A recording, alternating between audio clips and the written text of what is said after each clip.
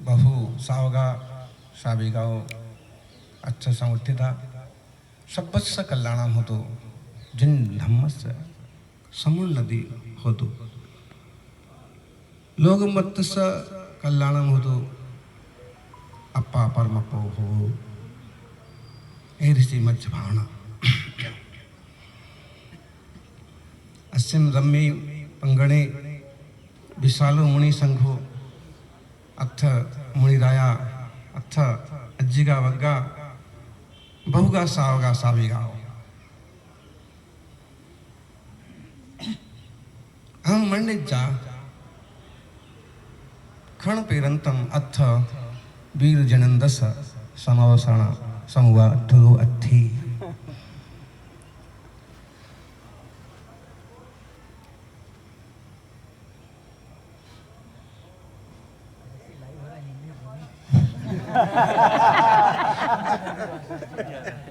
पागी अत्यंत पाईना पागिद भाषा थी महुरावी असिम बिना लोग व्यवहारो भी ना चाले द सक्केरी सरला भी माधु भाषाएं संकिदा जदई देव भाषा थी इन्नु पागिद माधु भाषा मादा भाषा थी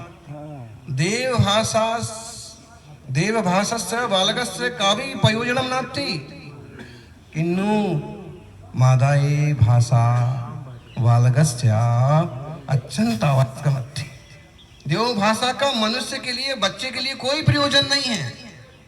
माता की भाषा बच्चे के लिए जरूरी है, इसलिए प्राकृत भाषा देश भर के लिए जरूरी है। प्राकृत के बिना जी नहीं सकते। बड़े से बड़े लोग होते हैं वो प्राकृत बोलते हैं, भले उसका एक शब्द आए। कल मोहन भागवत बोल रहे थे, उनकी व्याख्यान में 10 शब्द आ गए प्राकृत भाषा से जुड़े हुए हैं। मैं अपना माथा झुकाता हूं। माथा कौन सी भाषा का शब्द है? महाराज जी के दोनों पांवों में, महाराज जी के पांवों में बंधन करता हूं। कौन सी भाषा है पांव? आजकल नाक की लड़ाई बहुत चलती है।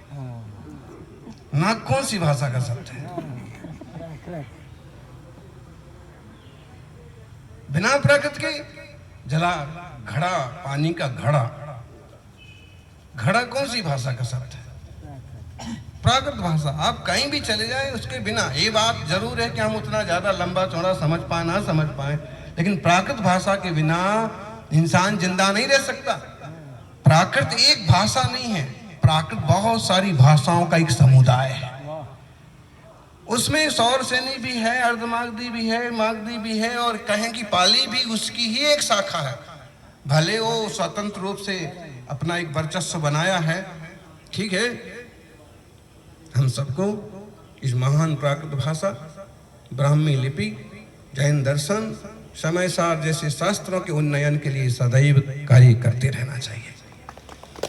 सच में प्राकृत के लिखने पढ़ने के पीछे जो एक श्रेष्ठ पैदा हुई, उसके पीछे प्राकृत विद्या पत्रिका का भी हाथ है और विद्यानंद महाराज का भी हाथ है। जो कि सौभाग्य रहा कि महाविद्यालय, संस्कृत महाविद्यालय में अध्ययन किया तो संस्कार तो थे कि एक संस्कृत भाषा है, और संस्कृत की परीक्षाएं ढेरों दी। तो वो परीक्षाएं देते थे, एक स्कूल की और एक बनारस के वो संपूर्ण संस्कृत विद्यालय की। तो 2-3 परीक्षा दिया करते थे, तो उसमें प्राकृत के गोमट सर वगैरह पढ़े, लेकिन ऐसा लक्ष्य नहीं था कि इस पर जुटना है।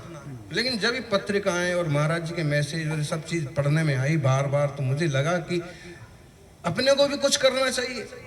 जब अपने को उस तरह की विद्या है, गुरुवर की चरण सन्निधि उपलब्ध है, तपस्वी सम्राट के चरणों में बैठ करके पूरी तरह से अपन फ्री हैं, किसी तरह का कोई विकल्प नहीं है, तो उदयपुर में उसका प्रारंभ किया। और फिर उसमें जो कुछ कविताएं हैं कि कुछ तो हमने इस टाइप से कविताएं की, जैसे किसी संस्कृत के श्लोक को ही प्राकृत में, वो इसलिए किया कि जो आधुनिक रुचि वाले लोग हैं उनने संस्कृत पढ़ रखी है, वो जैसे ही उनके पास वो प्राकृत वाला अनुष्टुप्या गाथा आएगी तो ज्यादा से ज्यादा यही बोलेंगे महाराज जी ने नकल करी है। लेकिन महाराज जी नकल जानबूझ के करी है कि ये नीतियां निधि संघो एक बार जो जबान पर है, कानों में बसा है, वो शब्द अगर संस्कृत से प्राकृत के उनके कानों में आते तो शायद रुझान पैदा होता है कि ये बात तो हमने सुनी है, इसमें इतना सा चेंज हुआ, प्राकृत बन गई, अच्छा ऐसे बन जाती है, अपन भी करो छाया। हाँ, हम संस्कृत की प्राकृत छाया के हम विरोध में हैं। हमारी एक सोच है कि प्राकृत की संस्कृत छाया नहीं होना चाहिए, जो कि हो सकती है, विद्वान है, कर सकते हैं, हुई है, अनेक ग्रंथों की है, लेकिन उसका परिणाम ये हुआ कि संस्कृत वालों ने संस्कृत पढ़ पढ़ करके वो प्राकृत को एक तरफ और किनारे लगा दिया। यहाँ तक कि कालिदास और भास के नाटकों में भी परिवर्तन हो गए कि जो प्राकृत प्रेमी नहीं थे या प्राकृत नहीं समझ पा रहे थे, वो प्राकृत के जो संवाद थे उनको भी संस्कृत में कर दिया। तो जो भाषा जहां पर है उसमें ही अच्छा लगता है। हमारे विद्वानों ने अगर रूपांतरण किया भी है प्राकृत का तो ईमानदारी से किया, उनने लिखा ये प्राकृत गाथा और ये छाया, बेईमानी नहीं की। इसलिए बात तो ठीक है कि अगर करना चाहते हैं तो ये प्राकृत की और ये संस्कृत की, लेकिन ऐसा नहीं कि प्राकृत गायब ही हो जाए और सिर्फ संस्कृत छाया ही वहां रह जाए, जैसा कई नाटकों में हुआ। कुछ वैदिक विद्वानों ने भी ध्यान दिया होगा। जो भी है, तो यह प्राचीनतम भाषा है, इसमें कई सारी भाषाएं समाहित है। खंडगिरी उदयगिरी का बड़ा सारा लेख खारवेल जी ने जो लिखवाया था, उस समय के चक्रवर्ती सम्राट 2000 साल पहली बार कई चीजें सुनने को मिली। खारवेल के नाम से भवन हो सकता है, प्राकृत भवन हो सकता है, और अब एक यूं अप्रत्यक्ष प्रेरणा मिलती है कि कहीं भवन बने तो सुनील सागर भवन के अमुक सागर भवन ना हो, वो प्राकृत भवन नाम लिखो। प्राकृत भवन का मतलब है प्रकृति में जीने वाले संत इसमें रुकेंगे, इसमें वैसा साहित्य होगा, प्राकृत भवन।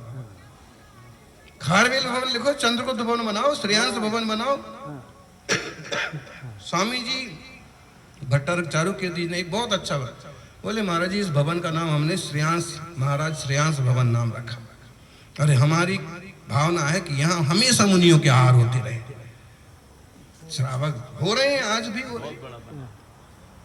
तो ये राजा श्रेयांश भवन है, यहाँ मुनिराज पधारेंगे, दूर नहीं जाएंगे तो यहाँ भी श्रावक पड़गाहन करेंगे।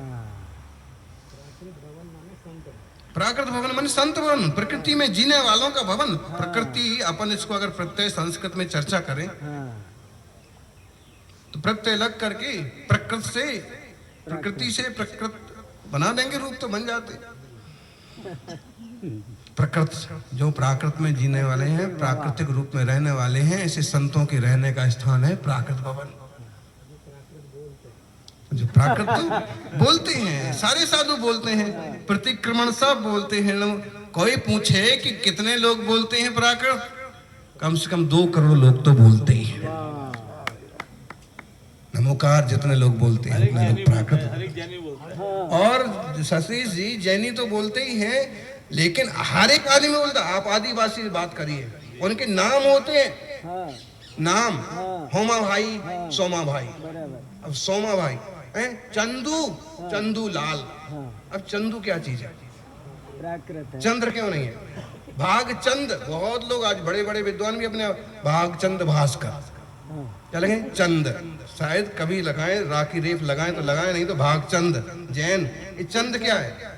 रा कहाँ गया? उसमें घुस गया, ये प्राकृत है।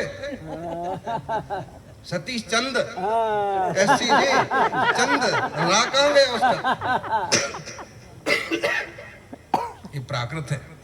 उसमें प्राकृत में क्या होता है कि आधा ना का बिंदी हो जाता है और रा दा में ही गर्भित हो जाता है। उसका अपना एक व्याकरण है, उसकी अपनी शैली है, और वो ऐसी शैली है कि देश का बच्चा भी उसको बोल सकता है, समझ सकता है। अगर थोड़ी कोशिश की जाए तो आचार्य विद्यानंद जी का सपना पूरा होने में देर नहीं लगेगी। आज हम उस जगह पर बैठे हैं जहाँ कभी अटल बिहारी वाजपेयी आया करते थे, कभी शरद पवार आते थे, कभी सोनिया गांधी आती, कभी राजीव गांधी आते थे, कभी देश के बड़े बड़े नेता माथा झुकाते थे। आज उस भूमि पर हम बैठे हैं, कुंद भारती में बैठे। कुंद की बात करने वाले लोग दुनिया में हैं, लेकिन कुंद के नाम से किसी विशाल संस्था को खड़ा कर दिया हो तो कुंद के रूप को धारण करने वाले मुनिराज आचार्य विद्यानंद जी। और अध्यात्म को जिया। हमें बता रहे थे वीर सागर जी कि यहाँ पीछे बैठा करते थे, जय कुमार जी ने बताया यहाँ हमारे बैठा करते, बस 6-6 घंटे बैठे हैं। कभी आंख खुली, कभी बात करना चालू किया तो कोई अमृत जैसी गाथा निकलेगी, श्लोक निकलेगी। उंगली उठाने वालों के लिए आप कुछ नहीं कर सकते हैं, लेकिन जो लोग निकट रहते हैं ज्ञानियों के, उनसे पूछो कि उनकी अंतरंग परिणति कैसी होती है, बहिरंग परिणति कैसी होती है, वो व्यवहारिक दृष्टिकोण कैसे होते हैं।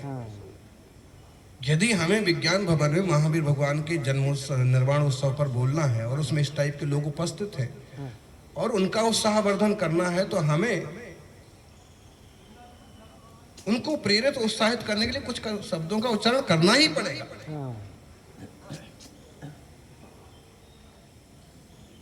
हमारा आशा ये नहीं है कि हम पर का संस्थापन कर रहे हैं कि पर आशा हमारा किसी का संस्थान और प्रश्न की बजाय हमारा आशा सीधा सच है कि हमारे जिन धर्म की प्रभावना होना चाहिए। और उसके लिए तो पंचकल्याण कैंसिल करके भी ये काम होना चाहिए, क्योंकि जो काम 100 घोड़े कर सकते हैं वो काम अकेला एक हाथी कर देता है। हम 100 घोड़े हैं, आज वो लोग एक हाथी है। भगवत बैठ गए, एक हाथी जितना काम हो गया, 100 घोड़े कब करते ना करते। अब उनकी उपस्थिति थी देश भर में, उनकी शाखाओं में जगह जगह संदेश जाएंगे, एक छवि बनेगी। हाँ, महाराज जी को नमस्कार करते हैं, भगवत जी करते हैं, हम जिन्हें परम पूज्य कहते हैं वो भी नमस्कार करते हैं। कहीं से दिगंबर मुनि निकलेंगे, सहज रूप से 10-25 उनको नमस्कार करने वाले मिल ही जाएंगे, करते हैं। तो इस तरह से जुड़ाव होता है, इस तरह से व्यवहारिक प्रभावना होती है। अंतर में तो हम भेद विज्ञानी, तत्व ज्ञानी, आत्मस्वरूप की समर्पित होना ही चाहिए। जिनको स्वरूप का बोध नहीं है, मतलब सम्यक दर्शन ही नहीं, लेकिन बहिरंग दृष्टिकोण बोले ना, वो सोमदेव जी की जो सूक्ति है, जिससे सम्यक दर्शन की हानि ना हो। सर्वे वही जैनानाम प्रमाणम लौकिको विधि यत्र सम्यक तो हानिर्ना यत्र नाम व्रत दूषणम। सबके लिए प्रमाण एक है भाई, जिससे सम्यक दर्शन नष्ट ना हो, जिससे व्रतों में दोष ना लगे, वैसा लोग व्यवहार निभा लेना चाहिए। थोड़ी देर के लिए आए ढेर सारे कपड़े वाले बाबा जी एकदम बराबर आसन पर बैठ गए। अब क्या किया जाए, लोग व्यवहार है, उनके मानने वाले यही चाह रहे हैं, बैठ लो। लेकिन उतने से रत्नधारी तो नहीं बन जाएंगे, हैं? जो बार बार पानी पीने की आदत है, उतने से वो तो नहीं छूट जाएगी। सिंहासन पर बैठने से महाराज बन जाते हैं। तो लेकिन फिर भी निभा लो थोड़ी देर के लिए। पता है, हमें भी पता है, हमारे अनुकरण करने वालों को भी पता है कि परिस्थितियां क्या है और क्यों ऐसा किया जा रहा है। सौभाग्यशाली हो। कोई कह रहे थे कि थोड़ा और समय बोलते, समय की मर्यादा थी, मर्यादा में बोले, फिर भी हमारी 1-2 बातें रह गई। एक तो ऋषभ देव भगवान की जयंती पूरे देश में मनाई जाना चाहिए। अभी 3 अप्रैल को आ रही है, इसको हम रखना चाहते थे कि हमारी प्राचीनतम संस्कृति। ऋषभ देव भागवत जिनकी नाम आप बैठे हो आपके ग्रंथ में, आपके नाम वाले ग्रंथ में। दूसरी बात कि भले छुट्टी ना हो, लेकिन संवत्सरी पूरे देश में, पूरे विश्व में इंटरनेशनल अपॉलॉजी डे, क्षमा वाणी पर क्षमा दिवस मनाएं। भले स्कूलों की कहीं की छुट्टियां ना हो, लेकिन एक वो सम्मेलन जैसा, जैसा उनको मनाते हैं, अपना टोपी लगा करके और गले चिपकते हैं, तो ऐसा साल भर की गलतियों के लिए क्षमा करें।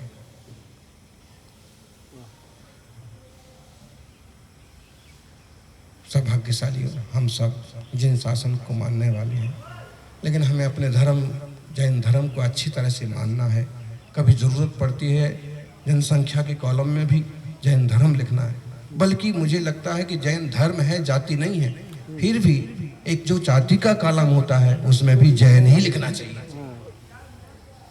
उसे गणना साफ साफ सामने आए जी कि जो सिंघल लिख रहे हैं वो भी जैन है, जो गर्ग लिख रहे हैं वो भी जैन है, जो खंडेलवाल लिख रहा है वो भी जैन है, जो अग्रवाल लिख रहा है वो भी जैन है, जो बालीवाल लिख रहा है वो भी जैन है।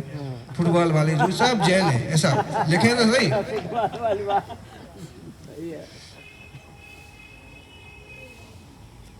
तो धर्म में और जाति में जैन लिखना चाहिए। और ये जरूर है, हम ये बात भी बोलते हैं कि अगर लोक व्यवहार में आप उपलब्धियां हासिल करना चाहते हैं तो आप उपनाम भी अपना जरूर फेमस रखो। बिना जैन के भी आप उपनाम रख सकते। राजनीति में आप जाने की क्षमता रखते, संभावना रखते हैं, तो आप बिना जैन के आप अपने उपनाम से भी काम कर सकते हैं। क्योंकि कुछ लोग इस शब्द से ही चिढ़ते हैं, इसलिए अगर आप सीधा लिखते हो विजय गोयल, कोई दिक्कत नहीं, अमित शाह, कोई दिक्कत नहीं। अब आप, हाँ, इतना भरोसा है कि वहां जाने के बाद भी आप जैन धर्म को नहीं भूलोगे, कुछ ना कुछ तो भला मन में रहेगा। तो जब ऐसी सामाजिक परिवेश में कूदना पड़ता है तो उसके लिए आपकी खुद की अपनी योजनाएं होना चाहिए। जैन तीर्थों की रक्षा की, संरक्षण की योजना होना चाहिए, सबका एक डाटा होना चाहिए। वो इंडियन हेरिटेज वेबसाइट है कोई सरकार की, तो अगर और लोगों ने अपने मंदिर और ये सारी चीजें डाउनलोड कर रखी हैं, जैनों को भी करना चाहिए। कम से कम सरकारी खाते में तो एक बार लिखा जाता है। तो कुछ ऐसी चीजें हैं। कल हमने अंदर खाते जो बातें हुई हैं तो किसी ज़्यादा नहीं मालूम पड़ी सबको, लेकिन फिर भी हम बता देते हैं। 3 बातें ही मुख्य थी। एक तो ब्राह्मी लिपि प्राकृत भाषा की सम्मेलन के लिए काम हो। दूसरा, गिरनार जी, खंडगिरी, उदयगिरी जैसे तीर्थों पर जो अतिक्रमण हो रहे हैं वो नहीं होना चाहिए।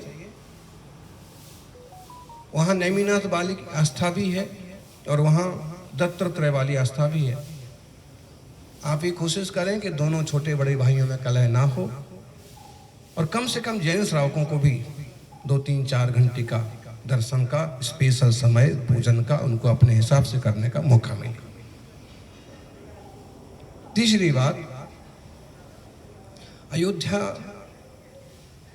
की आर्थिक व्यवस्था के लिए सरकार ने 150,000 करोड़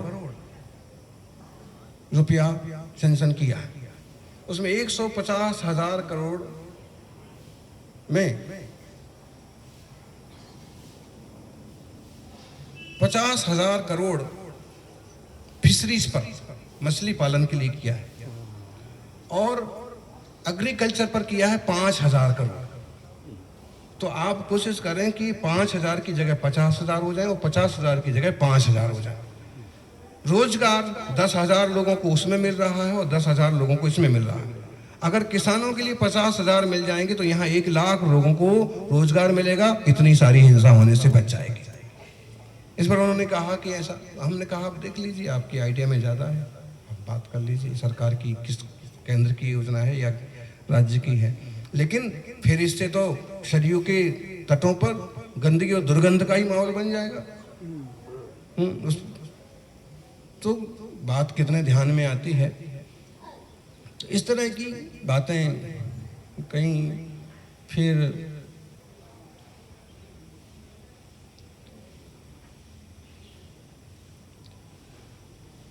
मिलजुल करके रहने की बात, दोनों संस्कृतियां समकालीन है, ये वाली बात, इस तरह की चर्चा संपन्न हुई। बाहर में जो कहा वो सबके सामने है। हमको चाहिए कि हम अपने निर्मल आचार विचार से अन्य धाराओं को भी प्रभावित करते हुए इस अपनी वीतराग श्रवण परंपरा को आगे बढ़ाएं। इस वीतराग मार्ग पर हम खुद भी चलें। ऐसा ना हो हम केवल वकील बने रहें, वकालत करते रहें और हमें कुछ उपलब्ध ना हो। हम तो वकालत तभी कर रहे हैं कि हमें इसमें आनंद आ रहा है और हम चाह रहे हैं कि दूसरे लोग भी इसका लाभ लें। तो हमारी जीभ अकेली नहीं बोले, हमारा जीवन भी बोले।